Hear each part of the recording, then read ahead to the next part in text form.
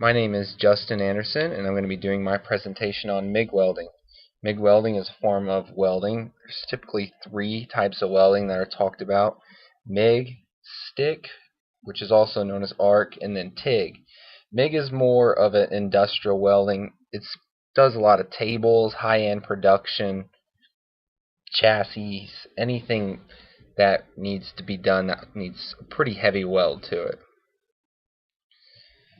For this slide, I'll be showing you a 220 volt MIG. The reason I specify it's a 220 volt is you get a lot of different size welders, typically 110 and then 220. And if you get to an automation level, you can find some 440s or 480s, but 220 obviously has an advantage because it has more power. It also can run on less amps. The 220, it can run a lot hotter, and you have a lot more capability to go to deeper metals and not have an issue with it.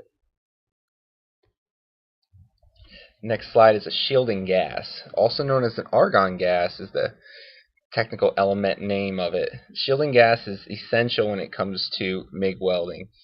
If you don't have a shielding gas bottle, it's called flux core, and the reason for that is you have a special wire that when the wire shoots out, the gas separates from the wire and it gives it kind of the same principle of the argon gas, but clearly not as good. If you're doing high end, anything high volume, anything heavy, argon gas is essential.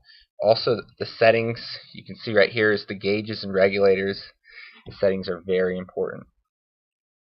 This is what I call a depth chart. It's used for selecting your settings on your welder.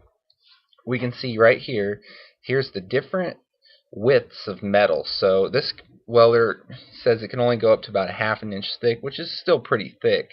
And then it will show the settings of what you need to set it to. These settings are both the amperage and also the wire speed. So you know how much wire to throw at it. Amperage, volts, and wire speed. And then also this tells you how much argon gas you need. So if you have all those dialed in, theoretically you should be getting a really nice weld. Later on I'll demonstrate why you need to follow this. Welding mask. Typical, they now have new welding masks which are digital. They have a battery in them, and they react somewhere between 1/10,000th to 1/40,000th of a second when you strike a weld, and they instantly shade so it protects your eyes and you can still see the weld without going blind. This is very important. It's also really nice to have one of these because you can still see when you set up. It's not like the old days when someone has to flick their neck down and throw their mask down because they couldn't see through their mask unless they were actually in the middle of a weld. This picture is a negative ground. The reason I posted this picture is because I did not know at first that before I got into welding that you needed to have a negative ground. I thought it was just kind of like a hot gas, but it's actually an electrical current, negative through positive. So you put it on the table that you're working on or the part, depending on what it is, and you're running actual current through the table, and that's how it's welding. This picture is gloves. Clearly some dirty gloves. If you're doing anything that has to be extremely perfect or high quality, depending on the customer or the job, you want to have newer gloves, but these are leather gloves.